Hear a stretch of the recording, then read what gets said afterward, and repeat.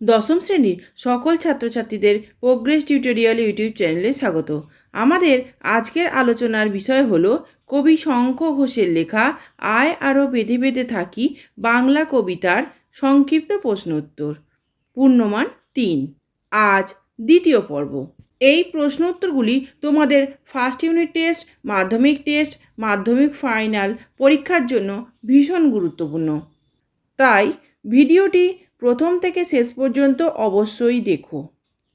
Progress tutorial এমন একটি channel যেখানে নবম দশম শ্রেণীর প্রথম, দ্বিতীয় ও তৃতীয় পর্যায়ক্রমিক মূল্যায়নের কোশ্চেন প্যাটার্ন অনুযায়ী বিভিন্ন ধরনের প্রশ্ন ও উত্তর আলোচনা করা হয়ে থাকে।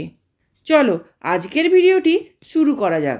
আজকের প্রথম প্রশ্নটি দেখো, আমরাও তবে এইভাবে এই মুহূর্তে মরে যাব নাকি? মন্তব্যটির তাৎপর্য বিশ্লেষণ করো। উত্তর: উদ্ধৃতাংশটি কবি শঙ্খ ঘোষ রচিত আয় আরও বেঁধে বেঁধে থাকি কবিতা থেকে গৃহীত হয়েছে। সামাজিক, রাজনৈতিক, অর্থনৈতিক অরাজকতা, অসহিষ্ণুতা, সাম্রাজ্যবাদ ও ক্ষমতায়নের রাজনীতি সমগ্র পৃথিবী জুড়ে চিন্তা, চেতনা, মানবিকতা, বিবেককে ধ্বংসস্তূপের ওপর দাঁড় করিয়েছে। যেখানে সর্বগ্রাসী বিকৃত আদর্শবোধ হত্যালীলা ও ধ্বংসের খেলায় মেতে উঠেছে, সাধারণ শিশু কিংবা জনপদ কোনো কিছুই এই মারণলীলা থেকে রেহাই পাচ্ছে না। ফলে এই পরিস্থিতিতে মানব সভ্যতার অস্তিত্ব সংকটের মুখে দাঁড়িয়ে। এই কারণেই কবি উদ্ধৃত পংক্তিটিতে বলতে চেয়েছেন, তবে আমরাও হয়তো নিষ্পাপ শিশুদের মতোই এই ক্ষমতালোভী অমানসিক শক্তির কাছে অসহায় আত্মসমর্পণ করে চিহ্নিত হয়ে যাব। পরের প্রশ্নটি দেখো, আমাদের চোখ মুখ ঢাকা পংক্তিটির নিহিত অর্থটি বুঝিয়ে দাও। উত্তর: আয় আরও বেঁধে বেঁধে থাকি কবিতায় কবি শঙ্খ ঘোষ যুদ্ধের বিভীষিকাকে নানান উপমা ও আকারে উপস্থাপিত করেছেন। সেরকমই একটি শৈল্পিক নমুনা প্রশ্নোদ্ধৃত পংক্তিটি। আমরা চোখ দিয়ে দেখি, মুখ দিয়ে কথা বলি। যখন চারপাশে অনাচার, বৈষম্য চলে, তখন সেই চোখ ও মুখই আমাদের হাতিয়ার হয়ে ওঠে। তখন আমরা অন্যায়কে প্রত্যক্ষ করে প্রতিবাদ জানিয়ে অবস্থার পরিবর্তন ঘটাতে চাই। কিন্তু যখন যুদ্ধের দুর্যোগ আসন্ন, তখন চোখ মুখ ঢাকার অর্থ সেই বিপন্ন পরিস্থিতিতে সাধারণ মানুষ প্রতিবাদের ভাষা হারিয়েছে তাদের প্রতিক্রিয়া জানানোর মানসিকতাও। তাদের মৌলিক অধিকারটুকুও যেন হরণ করা হয়েছে। উপরোক্ত পংক্তিটির মাধ্যমে কবি এই দুর্বিপাকের পরিবেশটিকেই চিহ্নিত করতে চেয়েছেন। পরের প্রশ্নটি দেখো, আমাদের কথা কে বা জানে? আমাদের কথা কারো না জানার কারণ কি? উত্তর: প্রশ্নোদ্ধৃত পংক্তিটি কবি শঙ্খ ঘোষের লেখা আয় আরও বেঁধে বেঁধে থাকি কবিতা থেকে গৃহীত। দুটি রাষ্ট্রের মধ্যে যুদ্ধ বাঁধলে রাষ্ট্রনায়কেরা কেবল নিজেদের স্বার্থসিদ্ধির কথাই চিন্তা করে।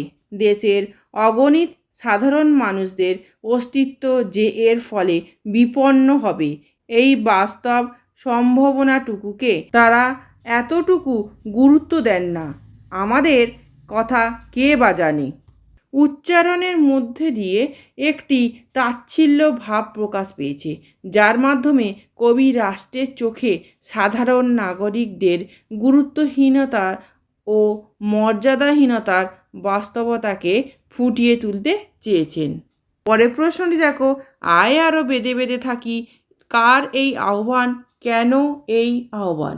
উত্তর: প্রশ্নোক্ত আহ্বানটি আয় আরও বেঁধে বেঁধে থাকি শীর্ষক কবিতার কথকের। যুদ্ধের আগুনে পুড়ে ছাই হয়ে গিয়েছে মানুষের বাসস্থান। প্রতিদিন কেউ না কেউ স্বজন হারা হয়েছে। শিশুদের সব কাছে দূরে ছড়িয়ে রয়েছে। রাষ্ট্রের অর্থনৈতিক ভিত্তি আজ বিধ্বস্ত। মানুষকে সাহায্য করার কেউ নেই, তাদের অস্তিত্ব সংকটাপন্ন। এমন পরিস্থিতিতে কবিতার কথক আহ্বান করেছেন প্রত্যেকে যেন প্রত্যেকের হাতে হাত মিলিয়ে এই প্রাণঘাতী বিপর্যয় থেকে মুক্ত হতে এগিয়ে আসে। বেঁধে বেঁধে থাকি শব্দবন্ধটিতে একটি দৃঢ় সংঘবদ্ধ ঐক্য ও গভীর বিশ্বাসের স্বর শোনা যায়। আরও অব্যয়টির প্রয়োগে সেই একতা ও শপথের সুর যেন দ্বিগুণিত হয়। শেষ প্রশ্নটি দেখো, আয় আরও বেঁধে বেঁধে থাকি কবিতার মূল গ্রন্থের নাম কি?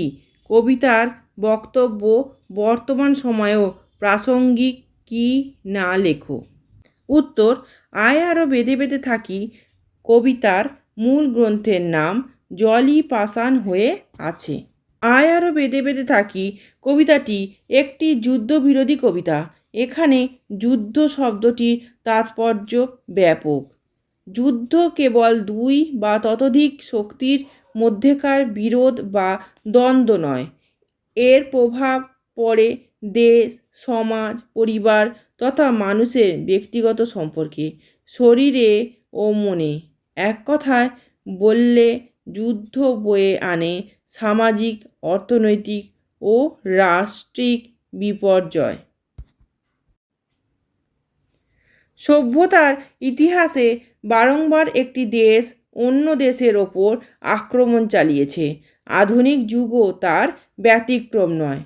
অতি সাম্প্রতিককালে ব্যাপক আকারে কোনো যুদ্ধ দেখা না গেলেও বিভিন্ন সময় বিভিন্ন রাষ্ট্রের ভাগ্যাকাশে দুর্যোগের মেঘ ঘনিয়ে এসেছে। মানুষ পরস্পরের সঙ্গে ঐক্যবদ্ধ হয়ে কীভাবে সেই দুর্বিপাক থেকে পরিত্রাণ পেতে পারে, সেই বার্তাটি আলোচ্য কবিতা থেকে লাভ করা যায়। এই কারণেই কবিতার বক্তব্যটি এখনও সমান প্রাসঙ্গিক। আজকের আলোচনা এই পর্যন্ত। আমি যে ক্লাসগুলো তোমাদের নেব সেগুলো অবশ্যই ফলো করো। বাড়িতে তো অবশ্যই পড়ছো, তোমাদের টিউটররা পড়াবেন, তোমাদের বিদ্যালয়ের শিক্ষক শিক্ষিকারা পড়াবেন। এছাড়া আমি তোমাদের জন্য অনেক ক্লাস নিয়ে আসছি, ইতিহাস, ভূগোল এবং বাংলা, সেগুলো তোমরা ফলো করো। এই ভিডিওটি যদি ভালো লেগে থাকে তাহলে অবশ্যই লাইক, কমেন্ট, শেয়ার করো এবং চ্যানেলটি অবশ্যই সাবস্ক্রাইব করো। এছাড়া প্রোগ্রেস টিউটোরিয়াল ফেসবুক পেজটি লাইক ও ফলো করে রেখো, যার লিঙ্ক ডেসক্রিপশন বক্সে দেওয়া আছে। আজকের ভিডিও এই পর্যন্ত। ধন্যবাদ।